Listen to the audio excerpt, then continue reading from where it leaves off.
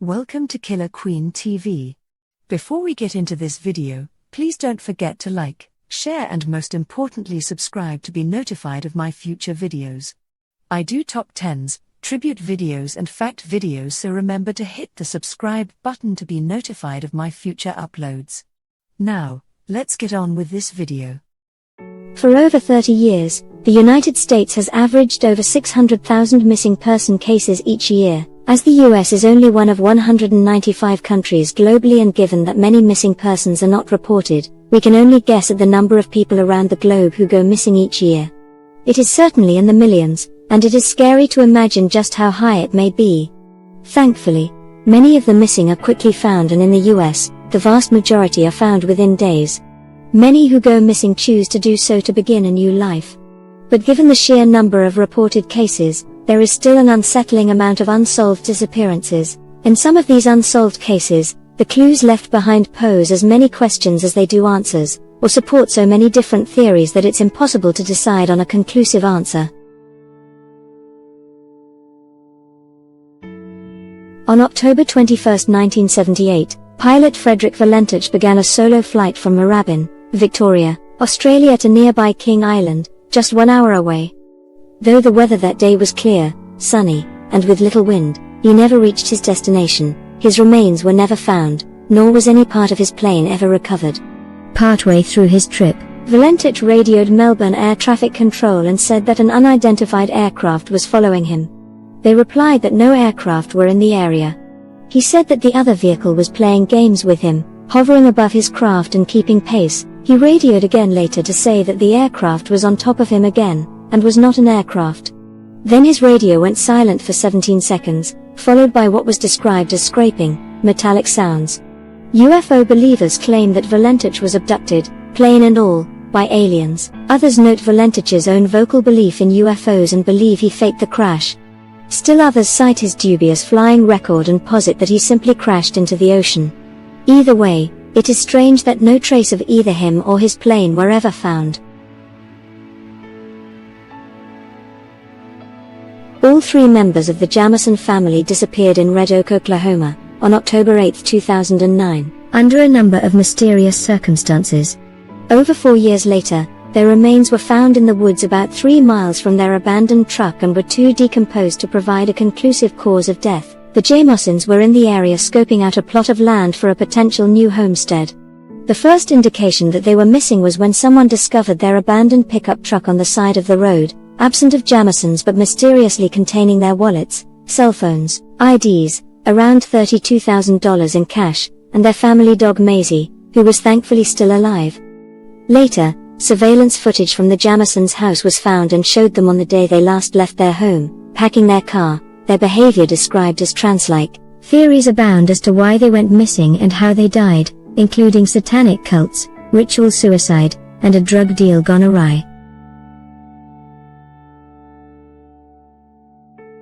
Like the Jamosins, Chris Kramers and Lisanne Froon went missing, and also like the Jamosins, their skeletal remains were found much later. Chris and Lisanne were Dutch students who were volunteering in Panama when they disappeared. On April 1, 2014, the two girls began hiking the El Pianista Trail and were never seen alive again. Lisanne's backpack was found by a local 10 weeks later. Among much of the two girls' possessions, it contained both of their phones. Their phone records paint a scary picture. Within hours of the hike's start, both girls tried calling 112, the international emergency number, and 911, the local emergency number, but did not have enough service to get through. There are many of these calls over 10 days, though it appears Chris stopped calling after only 3, which many attribute to her having died first. Lisanne's camera also contained cryptic clues, with over 90 photos taken of almost total darkness and a few that show rocks, an allegedly makeshift trail marker, and the back of Chris's head, which many say looks to be injured. Whether the girls simply got lost in the jungle or were the victims of foul play, the details are still a mystery. Brain Shaffer was seen on a security camera entering a bar on the night of March 31, 2006, in Columbus, Ohio, never left the club on camera, and was never seen again. Strangely, there was no easily accessible entrance/exit to the bar other than that which the camera faced. If or how he got out and where we went is a mystery. Shaffer is seen on the camera talking to two women outside the bar around 2 a.m., re-entering the bar, and never leaving again. The camera shows that every single person who entered the bar that night also left, except for Shaffer. Suspiciously, Brian's friend William Florence, who was with Shaffer the night of his disappearance, refused to take a police lie detector test about that night. Most intriguingly, for months after Shaffer's disappearance, his girlfriend called his phone every night before going to bed. Every night it went straight to voicemail. Except for one night in September, when it rang 3 times before hanging up. Dalen Pua, known as Moke, was a native of the Big Island, Hawaii, who visited his grandmother in Oahu when he went missing. The young man had decided, against his grandmother's wishes, to hike Oahu's famed Stairway to Heaven trail, which at the time was in a state of disrepair and illegal to hike. Moke texted his family pictures of the trail as he hiked, showing off the beautiful views and lush flora. When Moke was declared missing, the pictures were pored over by his family. Hidden in the background of the very last photo Moke sent before his disappearance, they noticed something interesting. An adult man can be seen, just off the trail, partially crouched behind some vegetation. Naturally, his presence in Moke's last ever photo raised suspicions, but no answer to Moke's whereabouts or how he went missing have ever been found. Thank you for watching Killer Queen TV this far. I hope you have enjoyed what you've seen so far. To be notified of my future videos, please remember to subscribe to my channel where you will be notified of all future videos that I'll be uploading. Now, let's get on with the rest of this video. On Christmas Eve of 1945, the home of the Sodder family, George, Jenny, and 9 of their 10 children burned down to ash and timbers. George and Jenny escaped with 4 of their children and assumed the remaining 5 had died in the blaze.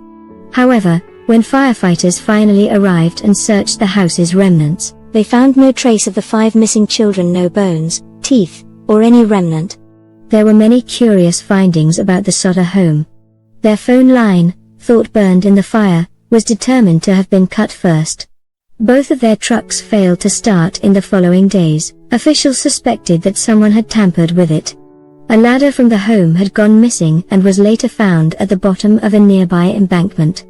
And experts believe that the fire was not nearly hot enough to completely incinerate bone. All of this suggests premeditation and possibly kidnapping. The Sodder's surviving children have always maintained that the 5 missing kids were indeed kidnapped and are still out there.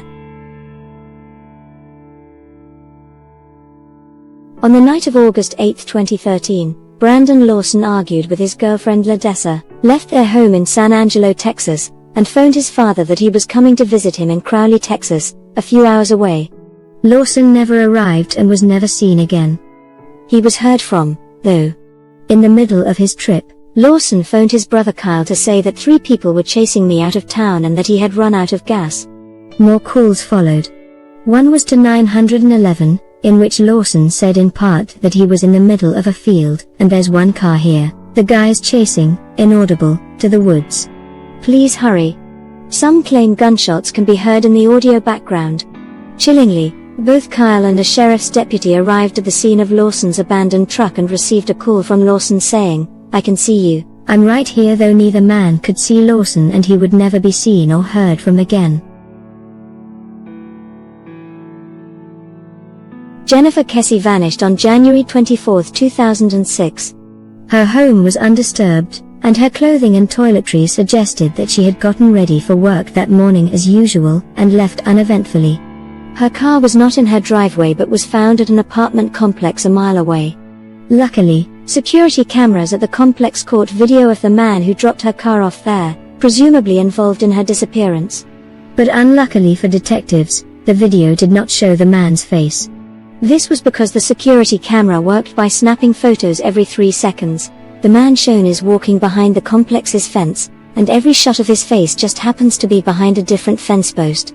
Chances of him just happening to have the perfect pace to accidentally hide his face behind a series of posts in exact 3-second intervals is low. One reporter called him the luckiest person of interest ever. Kessie has never been found. The lost colony of Roanoke is one of America's oldest mysteries and involved the disappearance of an entire colony of 115 people. In its first year, the colony struggled with starvation, causing settlement leader John White to sail back to England to retrieve supplies. When he arrived back at Roanoke 3 years later, he found the colony deserted. A cryptic piece of evidence at the scene was the word Croatoan carved into a tree. White took this note to mean that the colony had relocated to nearby Croatoan Island, though nobody ever found settlers there. Numerous expeditions searched for the settlers over the following decades, all to varying degrees of failure. Numerous theories have been proposed involving massacres by natives, relocation to an unknown location, and, probably most commonly, intermingling with native settlements. In the early 1700s, English explorer John Lawson visited Croatoan Island, now known as Hatteras Island, and reported that the natives there claimed to have white ancestors, a claim supported by the fact that several of the natives had grey eyes, a uniquely European feature. Probably the most famous disappearance of this century is that of Malaysia Airlines Flight 370, which disappeared somewhere between Kuala Lumpur and Beijing, China. On board the flight were 227 passengers and 12 crew members. Although search teams found some debris in the Indian Ocean, no one has ever found the bulk of the large aircraft, including all 239 people on board. Conflicting initial reports and a lack of concrete evidence have led to a ton of theories as to what happened to the plane. These include hijacking, crew suicide, being shot down by world governments who then covered it up, and even a meteor strike. And of course, the usual UFO abduction theory persists. At one point, it was even suggested that a mini black hole had swallowed the plane.